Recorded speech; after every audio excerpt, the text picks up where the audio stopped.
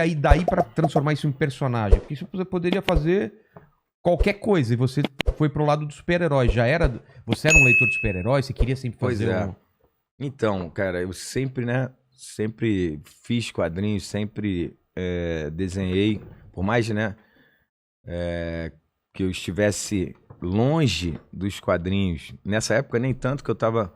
trabalhando com político, você tava muito longe dos Pois é, quadrinhos, mas né? ao mesmo tempo eu tava desenhando uma série de outra paixão minha, né? Que eu amo, que é rock and roll, que é heavy metal. Eu Ah, tava fazendo uma série regular para a revista Road Crew, que é uma revista de heavy metal aqui em São Paulo, e na principal revista de heavy metal do Brasil, ainda tá aí na ativa. Um abraço pro pessoal lá, Ricardo Batalha, meu amigo, Cláudio Vicentim. E aí eu tava fazendo esses quadrinhos de um universo de heavy metal que eu havia criado. E fazia um tempão que eu não desenhava quadrinhos por causa desse envolvimento com agência, com política. E aí essa fase foi muito importante na Road Crew porque me deu confiança para eu voltar a fazer um trabalho autoral, né, de quadrinhos. E aí eu estava trabalhando nessa agência de publicidade que prestava, né, que fazia campanhas políticas. E no meio tempo lá e tal, eu criei o Doutrinador e comecei a desenhar lá. E aí que é o bacana, né, que eu tive apoio. Também mando um abraço para meus amigos que eram meus chefes e agora são meus amigos para sempre. Felício Torres e Giovanni Marangoni, que eram meus chefes na época, os donos da agência. E quando eu criei o Doutrinador, mostrei a eles, eles me deram uma força. Pô, faz aí quando tiver um tempinho, adorei e tal, do cacete. E aí, a minha revolta ao criar o Doutrinador, cara, a identificação das pessoas com o personagem, né? Obviamente, ali o pessoal que trabalhava comigo, que eu mostrei primeiro, os amigos mais próximos, né? Minha família e tal. A identificação das pessoas era tão grande, ou seja, a indignação e a revolta das pessoas também era idêntica à minha, que eu logo percebi, cara, que eu tinha uma coisa importante, uma coisa potente nas mãos, e entendeu? diferente do que tava sendo feito, né? Eu falei assim, porra, as pessoas gostam muito, cara, sabe? Por mais assim, lá no início, né, como eu falei, tava voltando a desenhar e tal, por mais tosco que fosse e tal, eu sempre falo, né, cara, que a gente, porra, você sabe disso, você desenhou pra caralho quanto Você perde você o... perde, né? Mas aí o meu traço evoluiu pra cacete depois disso. Mas por mais, né, tosquinho que fosse lá, ele não tinha máscara ainda, era um cara assim, porra, até igual você assim, cara, um cara com cabelinho baixo e Ah, tá. tal, você até podia... Ó, fazer um teste aí, né? Fazer um... E aí, era um Ó cara, o meu sidekick aí, ó. não tinha máscara ainda, não tinha o capuz lá no Mas o início, background já era de já caçar era, político sim, corrupto. sim, já era de resolver a coisa de forma, sabe, implacável e radical. Mas já tinha o nome de doutrinador? Sim, já tinha. Porque antes era vigilante, né? Pois eu sempre conto isso, que assim, eu já até esqueci quantos nomes eu criei para chegar ao Doutrinador, que foi justamente o que passou no registro lá Tudo já tinha. Tudo já tinha. Eu criei uma porrada, Vigilante já tinha também, É, né? Que é um nome, porra, super comum. é. E aí foi o nome que passou lá na Biblioteca Nacional, né? Para quem não sabe, onde a gente Registra. registra as obras. E aí passou esse, eu falei, vou com esse mesmo. E acabou ficando, e graças a Deus, né? Aquelas coisas lá, né? Era pra ser esse Era nome para mesmo. ser esse nome. E aí eu achei, né? Ficou um nome forte e tal, e funcionou. E aí foi quando, assim, logo no início, cara, em 2008, né? Eu mandei para 14 editoras aqui no Brasil. Eu tinha feito umas 30 e poucas, 40 e poucas páginas. E aí eu mandei para as editoras, não tinha as redes sociais como a gente tem hoje, né? Tinha o Orkut, mas acho que estava morrendo. E aí a gente ainda tinha que seguir aquele, né, Aquele caminho caminho comum, né? De comum. você ser avaliado por uma editora e tal, não sei o quê. E aí, dessas 14 editoras, 11 me responderam exatamente a mesma coisa. Falaram assim, Luciano, a gente até achou interessante, mas nossos advogados falaram assim, não publica isso aí que vai dar merda. Por quê, cara? Era um super-herói. Cara, porque no início, né, cara, como não tinha assessoria jurídica, não tinha nada, né, eu só tava ali na revolta, eu colocava os caras assim, o nome dos caras mesmo. Os políticos sabe, de dos verdade? políticos de Ah, verdade. claro que é da rolo, cara. Pois é, cara, pois é. E aí... Ele matando, sei lá, o Não, Renan Calheiros. eu assim? botava todo mundo. E aí, porra, os caras falaram, cara, se a gente publicar isso, vai dar uma merda fodida. É. E aí, tá bom, eu engavetei lá, e aí ele dormiu lá 3 anos na gaveta, e quando foi 2000 e... não, minto, isso foi em 2010 quando eu enviei. Aí em 2013, isso que é aquela, né, aquelas coisas que só acontecem uma vez na vida. Em março de 2013, por pilha de 2 amigos que trabalhavam comigo, eu já estava trabalhando, para tu ver, eu já estava trabalhando na gerência de comunicação da Petrobras. Caramba. No olho do furacão do Petrolão. E aí, 2 amigos lá, um abraço também para eles, Paulo Dantão Já tava fazendo pesquisa pro seu... e Gutenberg. Eles me botando pilha, porra, faz de novo o doutrinador, faz de novo o doutrinador. Mas ainda era o doutrinador sem a máscara e tudo. Eu falei, vou fazer essa porra de novo. E aí, eu botei a máscara e o capuz, deixei ele mais sombrio, mais violento. E aí lancei no Facebook, que era muito, né, muito melhor do que hoje em dia, né? Não tinha que pagar, o alcance era orgânico, botava ali, buf, estourava sem você precisar dar R$1 Bons tempos aqui. dar R$1 pro tio Zuc para alcançar mais pessoas. E aí, cara, simplesmente explodiu, né, cara? E aí foi dali, e aí... Era uma história completa que você colocou lá? Não, eu ia colocando quase que diariamente, né? Eu botava de 2... eu colocava de 3 a 4 páginas por semana. 3, 4 no máximo. E aí, essa é a parada, né? Assim, essas sincronicidades, isso só acontece uma vez na vida. Eu comecei em março de 2013, e em junho começam as manifestações. Vem pra rua. Caramba. Aquela porra toda, aqueles protestos. Então, a gente nunca, né? No Brasil, a gente nunca tinha visto uma manifestação maciça, assim, né? De descontentamento com a classe política em geral, né? Então... foi o que aconteceu naquela época. Tava todo mundo muito puto. O personagem surfou aquela onda ali e ganhou muita audiência, ganhou muita relevância naquela época. E desde então, né, aí foi crescendo, por isso que a gente está aqui. Mas o doutrinador era um cara que matava político de esquerda, de direita, do quê? Não, aí que tá, cara. Essa é a grande, essa é a grande confusão, vamos dizer assim, que me persegue até hoje. Né? O personagem, se você pegar... isso é curioso também para a gente falar depois, quando a gente começar a conversar sobre o filme. O personagem, ele matava todo mundo, né? Principalmente quem estava nessa época no poder. Se a gente pegar aqui, né, que essa aqui, para quem a galera que não conhece, essa aqui é a primeira edição que eu fiz de forma independente. Tem até um selinho aqui que foi eu mesmo que inventei. Né? Peguei uma grana lá que eu tinha guardado. Essa aqui é a primeira. Você bancou? Eu banquei. Quanto você gastou nessa? Cara, eu gastei 11 mil na época. Para publicar. Quantos? Qual foi a tiragem? 2 mil. E esgotou em 4 meses. Caramba. Então você conseguiu retornar a grana? Sim, retornei rapidinho. E aí me deu o gasto para fazer a segunda. E aí, isso que é curioso, Vilela, olha só, por exemplo, aqui, ó. Tá de ponta cabeça, aqui, é assim, ó. Aí. Aqui, ó. Quem é essa personagem aqui? É a Dilma. Exatamente. E aí, olha só, não sei se vai dar pra galera ver, esse personagem aqui... Parece o Lula. É o Lula. Ó, deixa eu ver se eu acho rapidamente. Ó, esse personagem aqui é a Rosiana Sarney, tá no Maranhão, e assim por diante. Esse cara aqui da Bahia.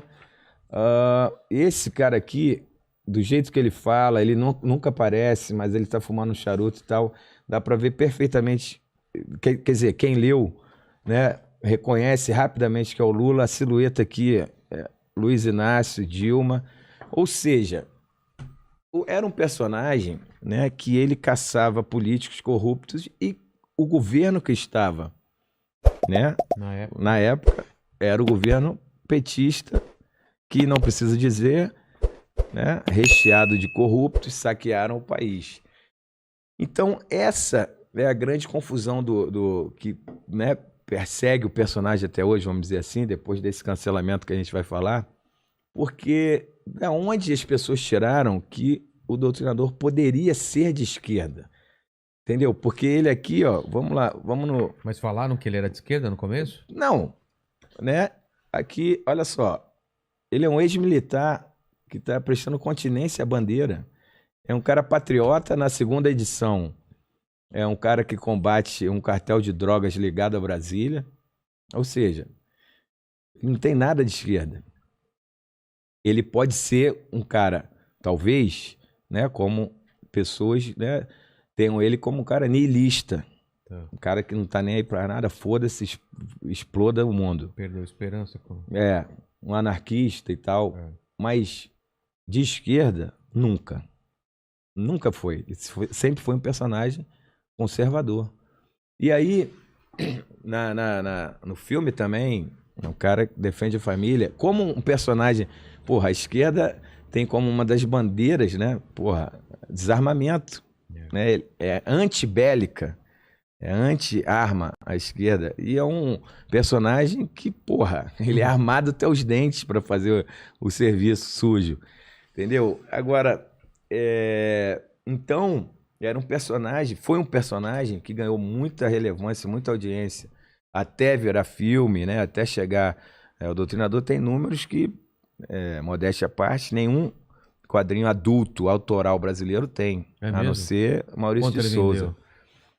Cara, eu tenho até uma coisa aí. Ele já vendeu, já está na 6ª edição, ou seja, já vendeu mais de 10 mil edições impressas, né? Já virou 3 coleções de boneco, já virou música, já virou filme, já virou série, alcançou 1,6 milhão de pessoas, né, na sua trajetória audiovisual, já foi para o Japão, estreou no Japão, Coreia do Sul, França, estreia na Itália semana que vem, Rússia ainda esse ano. Então, toda essa trajetória é permeada por essa polêmica, né? Porra, o Doutrinador é fascista, o Doutrinador é isso, o Doutrinador é aquilo. Não, o Doutrinador é um personagem conservador, como seu autor. Agora, da onde isso eu ainda, com muita sinceridade, Vilela, aonde as pessoas lá no início chegaram e adotar esse personagem como um personagem revolucionário, talvez sim, né? Revolucionário por estar fazendo justiça com as próprias mãos, sei lá, talvez, mas como um personagem de viés esquerdista ou progressista, nunca, entendeu? Então, o que me assusta até hoje, eu não consigo encontrar uma resposta para isso, é porque de 2019 para cá há esse rompimento, vamos dizer assim, né? Inclusive das pessoas que trabalharam comigo, pessoas que inclusive estão aqui, né? Vários artistas aqui na sessão extra de Amigos do Rio e de outros estados do Brasil, né? Que desenharam as suas versões do Doutrinador e que depois me atacaram até de forma covarde e virulenta na internet, apoiando e como é que se diz? Fazendo campanhas, sabe, de ataque à minha pessoa, à minha honra, à minha reputação, à minha família. O negócio foi muito baixo, muito escroto, entendeu? Da onde esses caras tiraram isso, entendeu? Então, pô, quando o pessoal tava aqui surfando na minha onda, eu não consigo entender isso, entendeu? Porque a gente pode mostrar até aqui agora. Vamos lá. Então, tudo aconteceu depois, né? É bom frisar isso, né? Tudo aconteceu depois desse sucesso todo que eu falei aqui, dessas conquistas. Depois de ir para filme ou não? Sim. O filme é de 2018, isso que a gente vai contar agora é de 2019. Tá. Inclusive, a série depois estreou ainda em 2019. Mas depois de todas essas conquistas que eu acabei de contar aqui, e aí em novembro, no início de novembro de 2019, por causa desse desenho aqui que eu trouxe para te dar de presente. Esse é o desenho. Essa é a coisa toda que, né, desencadeou o meu cancelamento, que você até colocou lá na nossa chamada, que foi esse desenho que é muito... Ele é icônico por causa do Frank Miller, né? Exatamente. Para quem Sabia não... disso, Mandíbula? Foi o Cavaleiro das Trevas. Cavaleiro das Trevas, exatamente. Né? Uma cena famosa, né? Exatamente. É baseado naquela cena famosa do Batman socando o Super-Homem. E assim, o mais curioso dessa história toda é que essa ilustração eu fiz em 2016. Tá. E aí eu postei em 2016 sem absolutamente nenhuma, sabe, repercussão maior e nada. Tranquilo. E aí, em 2019, no início de 2019, não lembro a data agora, mas quando Luiz Inácio foi solto da prisão em 2019, eu repostei essa imagem, essa ilustração, e aí, meu amigo, o mundo desabou. O mundo caiu, o nego falou, caralho, pô, não pode, aí não pode, o doutrinador fascista, doutrinador isso, doutrinador aquilo, Luciano, miliciano, bababá, bababá. Eu falei, mas porra, entendeu? Os caras não leram o quadrinho, né? Exatamente, cara. Eu falei assim, mas calma aí, como é que é isso? Porra, ele tá socando um corrupto. O personagem caça isso. Corruptos. Ele, a gênese do personagem. E aí, enfim, cara, depois disso, a minha vida mudou completamente, entendeu? E vou te dizer, cara, mudou pra melhor. Ah, é? Sim, não tem dúvida disso. Assim, não poderia ter acontecido uma coisa melhor do que essa virada. Que chamaram mais atenção para o seu trabalho, né? Fizeram barulho. Também, mas uma virada de chave, principalmente, cara, assim, para que eu... como é que se diz? Para que eu realmente pudesse trafegar, vamos dizer assim, por mares que me dessem mais alegria, mais, sabe, mais próximo do que da minha visão de mundo, do que eu realmente acredito, dos meus valores, sabe, dos meus princípios. E aí, cara, eu simplesmente, eu sempre conto isso também, claro que a gente fica muito assustado, né, logo depois, né, que os caras começam a fazer essas campanhas, aí você fica, porra, o que eu vou fazer, como é que eu vou fazer da minha vida? Teve um momento que você entrou em desespero, assim, teve esse momento que você falou, caramba, tá caindo o mundo? Ou você sempre ficou calmo em relação a esse cancelamento que aconteceu? Não, assim, desespero não, sabe? Mas eu fiquei bastante preocupado, sabe? Nos 2, 3 primeiros dias. O alcance que isso sabe? teve. O alcance que isso teve, sabe? Amigos que, né, a gente considerava amigos, porra, falando uma porrada de coisa escrota pra você. Pessoas que surfaram na minha onda, vários, sabe? Artistas que surfaram na minha onda, que tinham publicado seus trabalhos nas minhas edições, com versões desenhadas do Doutrinador, artistas que eu tinha publicado na minha editora anterior, não essa que eu criei agora, mas na editora anterior que foi criada durante o projeto do Doutrinador, que eu havia publicado, entendeu? Os caras não só viraram as costas para mim, mas me escrotizando nas redes, um negócio assim de baixíssima... sabe, de baixíssimo escalão, falta de caráter, entendeu? Então... Falando o que, basicamente? Que você... Pra você ter uma ideia, tem uma figura lá que falou que eu era miliciano, que eu andava armado, cara, no Rio, entendeu? Que eu usava arma. Pelo amor de Deus, eu nunca briguei nem na escola, cara. Pô, vou usar arma no Rio, que eu fazia parte da milícia armada no Rio de Janeiro, entendeu? As paradas assim, baixíssimas. E aí, enfim... só que aquilo, cara, repito, no início fiquei assustado, né? Não desesperado, mas assustado. Falei assim, pô, calma aí, como é que eu vou me reposicionar? O que eu vou fazer? E aí eu lembrei, cara, de uma lista que eu tinha visto na internet. Olha as voltas que o mundo dá, cara. Eu tinha visto uma lista na internet de um cara que tinha sido cancelado nos Estados Unidos, de um autor, e aí lá eu lembro que uma das primeiros itens da lista era o seguinte: não peça desculpas a quem quer o teu sangue. E aquilo ficou soando na minha cabeça e eu falei assim, porra, isso tá certíssimo, cara. Isso é o que eu acredito e eu vou dobrar a aposta. Eu não só vou manter a minha posição, como eu vou dobrar a aposta. Entendeu? E essa foi, sinceramente, Vilela, foi a melhor decisão que eu podia ter tido na minha vida.